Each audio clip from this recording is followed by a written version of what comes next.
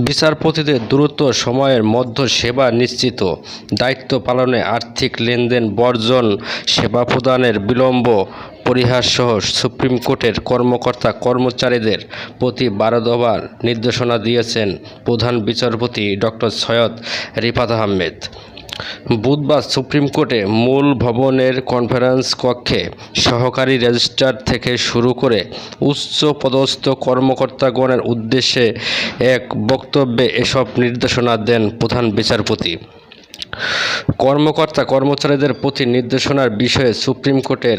জনসংযোগ কর্মকর্তা মোহাম্মদ শফিকুল ইসলাম জানান, সুপ্রিম কোর্টের বিচারপ্রার্থীদের উন্নত সেবা প্রদানের লক্ষ্যে সংশ্লিষ্ট কর্মকর্তা কর্মচারীদের তাদের দাপ্তরিক কর্তব্য পালনের ক্ষেত্রে আপিল ও হাইকোর্ট বিভাগের সংশ্লিষ্ট রুলস, বিভিন্ন সময়ে জারি করা প্র্যাকটিস ডাইরেকশন, সার্কুলার ও অন্যান্য নির্দেশনা যথাযথভাবে অনুসরণের নির্দেশনা প্রদান করেন প্রধান বিচারপতি। বিচার সেবা প্রত্যাশী জনসাধারণ ও তাদের নিযুক্ত আইনজীবীদের সঙ্গে ভালো ব্যবহার ও উন্নত সেবা প্রদানের মাধ্যমে উচ্চ আদালতের সেবা প্রদানের উৎকর্ষায় অন্য প্রতিষ্ঠানের জন্য অনুকরণীয় আদর্শ তৈরি করে বলে আশাবাদ ব্যক্ত করেন প্রধান বিচারপতি সৈয়দ রিফাত আহমেদ। কর্মকর্তা ও কর্মচারীদের প্রতি 12 দফা সুনির্দিষ্ট নির্দেশনার মধ্যে রয়েছে দ্রুত সময়ের মধ্যে সেবা নিশ্চিতকরণ, দায়িত্ব পালনকালে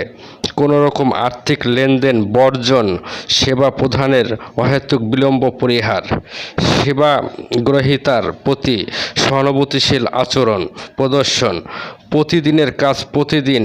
নিম্নকরণ, কর্মকর্তাদের প্রতিদিন শাখা পরিদর্শন, ব্যতিক্রমহীনভাবে অনিয়ম ও দুর্নীতির ক্ষেত্রে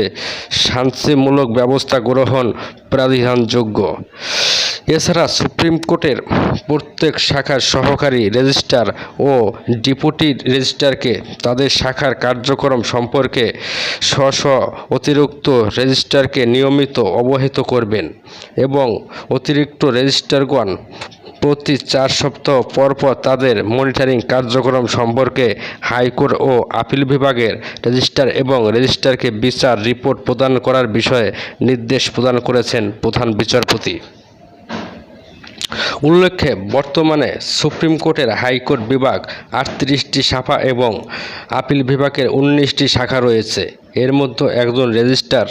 জেনারেল, 3 জন রেজিস্ট্রার, 4 জন অতিরিক্ত রেজিস্ট্রার, 1 জন স্পেশাল অফিসার, 12 জন ডেপুটি রেজিস্ট্রার